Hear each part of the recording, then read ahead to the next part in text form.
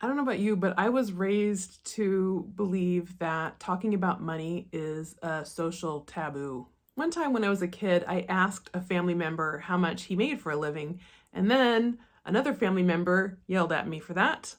So I remember at the time I was thinking, but why? Why can't we just know how much everybody makes for a living? It just seemed very natural to me. But of course, since then I know that there is something very vulnerable about sharing what you make for a living or how much you spent on something. I mean, it's considered gauche to talk about money. However, how are we supposed to grow as artists financially if we don't talk about money? So, fortunately, I am all about vulnerability over here because what have I got to lose? I'm going to tell you how much I made. It's not a lot, but I'm hoping to grow it. And if there's anything I've ever learned, it's that if you want more of something, you want to put your attention on it, right? You want to talk about it, think about it, do stuff to make it happen. And so, yeah, let's talk about money. I did pretty well in the fourth quarter. I sold less art, print, and cards than I usually do, but I also had a nice income from books and totes. And then I also learned about Buy Me a Coffee at the end of the year, and some of you have donated to that. So thank you so much for that. If you're interested in doing a little donation towards this work, I have a link to that in the description below. And now we have the actual money that I spent. So as you can see, my net income for the last quarter was about $420, which is like, okay, cool. But then we have to look at the entire year because although I had a lot of great sales, I also had a lot of great expenditures. And so that's what I want to analyze with you here now. So let's cut to the chase on 2024. I brought in $10,000, which for me was a huge deal. It's the most I've ever taken in as an artist in a year. And yet, I also did a lot of unusual things last year, and I need to look at how I need to regroup. But I also want to share with you how I made this money in case any of the ideas work for you. One thing that stands out from last year is this tote bag project that I did, which I think of as a conceptual art piece that was very community driven, but it did cost me over $1,000 to implement. I did a lot of print and card printing and a tent fee for a very large event that did not yield a lot of sales. My insurance cost a lot. That was liability that went with my studio rental, which, by the way, was almost $4,000. So between those two things and the Adobe Suite, which I honestly don't use as much, that's $5,000 that I spent that next year I probably will not be spending. But in total, as you can see, just that alone, just these unusual things, led to negative $8,000. I'm starting to see how your art goals can actually deeply inform your financial goals as well. I know that this year I am going to plan on doing, as I've mentioned before, 100 bold actions, which means I'm going to be applying for a lot of group shows, etc., but those involve entry fees. So instead of paying for a studio, I will be spending some money on entry fees, and I am super curious to see if that leads to sales or not. Thank goodness this is a marathon and not a sprint, but I feel like I'm going to come out the other side of this much more knowledgeable about what makes sense for me. I'm really threading the needle of wanting to make a self-sustaining business and also wanting to grow as an artist in a really meaningful way. So here are the main things that I did last year, and I hope these spark ideas for you. Started out the year with the Ballard Collective. We did this really cool collaborative event called Bodies, and it included Jen here making this beautiful mural. I did a bunch of figure paintings. We had tango dancing and this beautiful, cool neon art, and I did these personal portraits of people, and that is actually a way that I made money in addition to selling art for that event. But as you can see, it was really cool, well attended, and great vibes all around. Jen's Aurora installation brought great vibes also for a sound bath that we hosted several times over the year. And I also hosted a live music show twice this year. Those brought in a little bit of income, but mostly it was for the collective, but we did pay ourselves whenever we would work the events. I also put a lot of energy into having group art activities during the events that we had. And this was not a moneymaker, this was a community builder. And I don't know, it's kind of a highlight of my year to do that. I'm noticing there's a little bit of tension between my desire to just give things away and also be compensated for my time. I had a massive art sale. I don't usually discount my art, but in my newsletter, I did a preview of these pieces that kind of didn't have a home anymore. Maybe they were part of a different series, but I really wanted them to go to a good home. So I sold them for deeply discounted amounts, and they sold very easily. And it felt good to have them go to the right homes. I wouldn't always recommend doing this, but truly I just had too many things in my studio and I really needed to move some things along. This was a cool honor. My grad school advisor invited me to be a guest instructor in one of her courses earlier this year, and she wanted me to share an exercise from the Studio Color Notebook series that I do. And this was super useful. It helped me kind of truly understand that even though I have an academic kind of brain, that my way of being in the world may not read very professorly.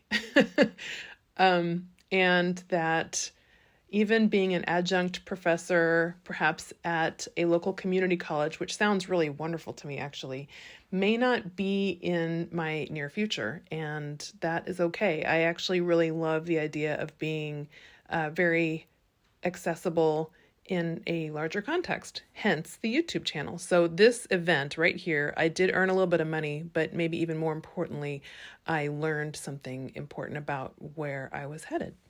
By the way, this is a great exercise to do if you're feeling low. Just a little bit of color interaction exercise, basically doodling, but with intention.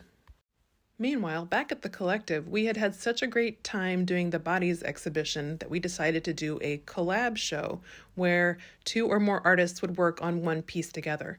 I bought an old used chair, painted it blue, and a whole bunch of us actually added to the chair, and this particular piece was to be a fundraising item for the collective. I really loved the spirit of this particular project, although I will admit that this chair did not sell, which to me is really surprising because it is a very cool chair. In the meantime, I collaborated with a couple of other people, including Elissa of Thread Hunter. She gave me some vintage denim jackets, which then I painted on and then we would sell.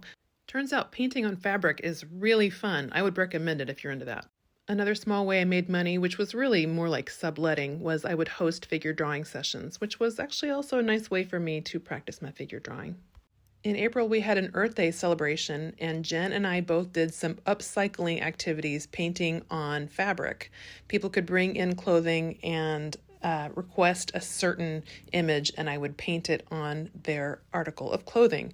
It was really fun and kind of an interesting way to make a little bit of money doing art. The next big event was my solo show at Market Street Shoes. This is the 3rd time I've had a show with them. I really love working with them. I painted a series that was about shoes and the people who love them, and I painted this specifically for this event.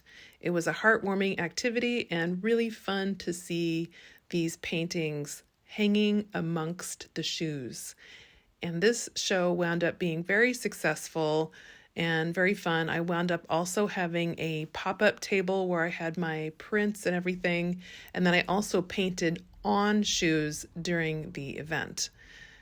This was probably the highlight art sale moment of the year for me, not just because I made some good sales, but also because it was wonderful to have a concept and bring it completely to fruition, do it with people who I really love working with, and getting a chance to do some interactive stuff as well.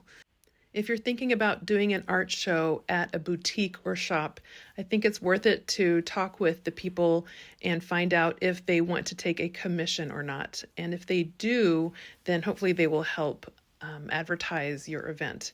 In the case of Market Street Shoes, they did not ask for a commission because, let's face it, they are the absolute best and very generous humans overall. By the way, in case you're curious, for myself, painting on shoes and then trying to sell them was not a lucrative endeavor whatsoever. Anyway, the heartwarmingness of that whole event and preparing for an upcoming huge neighborhood event, I decided to make something called the Colors of Ballard. And so I started going around my neighborhood and trying to color match things that are sort of iconic little areas of our neighborhood. And it just took me down this whole rabbit hole of reflecting on color matching things and then making this image that turned into a print and then also a tote bag. And that led me to buying a heat press and then doing my own heat pressing of the tote bags. And this is our tent for that neighborhood event. It was really cool and interesting, ridiculously hot. It was in the middle of July, and I definitely would not do this one again because of the fact that it's just not cost effective in any way. But I have no regrets. It was really interesting and cool, and I feel like I've become more knowledgeable in terms of what I want to do when I do tabling or having a tent in an art fair. By the way, I did this tent with 2 other people, and that was also extremely fun. So if you see art that doesn't look like mine, that's because that was by the talented Sana Ambarukana. My neighborhood also has a walking art fair, and I went ahead and set up just outside my house so that people could pass by and admire and purchase art. And that has gone well every year that I've done it. And same goes for Art in the Garden, which is another event. That one's in August. That happens at a local garden pea patch, and it's a community space. And so they have this annual art event. And that one is also very successful for me, so I will definitely do this one again. And I included an interactive thing where people could work on a group painting together. And I, of course, loved doing that. But look at that gorgeous garden back there. This is a truly special event. I will definitely do this one next year. I just want to say, if you're thinking about selling art at events like this, I really think that there's something to be said about really seeing the people who are coming to look at the art. And if you're not interested in having a sort of group art activity like this, at least conversing with people about their own interest in art, and if they make art themselves, I think it really goes a long way to connect with people as humans and as fellow creatives. Back at the collective, there are fashion designers in our building, and so they had a fashion opening in August, and this was an opportunity for me to do some of that quick portrait sketches, and I would do portraits of people's outfits. During this evening, we artists had some of our work out as well for people to shop, but it was kind of more of a fashion event, and I would say none of us made a huge amount of money selling art that night, but it was still really fun. Now, obviously, I have to mention something that took a whole lot of my time this year, starting in May, and that was working on this YouTube channel. Wow, what a cool experience this has been. It has really clarified my thoughts as an artist, and it's connected me with you, and it's given me an outlet to share and do things that I would consider generous in heart, but also potentially make money doing it. I'm just about to be monetized, I believe, and I don't think I'm going to be making as much money as perhaps I had hoped, but it is going to be nice to have a bit of that energy exchange of sharing and then also getting compensated a small amount. I feel proud of the work that I did in 2024, from doing a bunch of paintings and trying a whole lot of new things, building community, and just stretching the envelope in a lot of ways. I'm hoping this coming year I will really delve into my painting even more deeply, and we'll see what happens. Oh yes, and then there's this final event at the Ballard Collective that happened in December. There was a huge, beautiful group show that happened, and there was a small art market as well. So this was the last of the events, and wow, what a year. So if you have any questions, feel free to put them in the comments.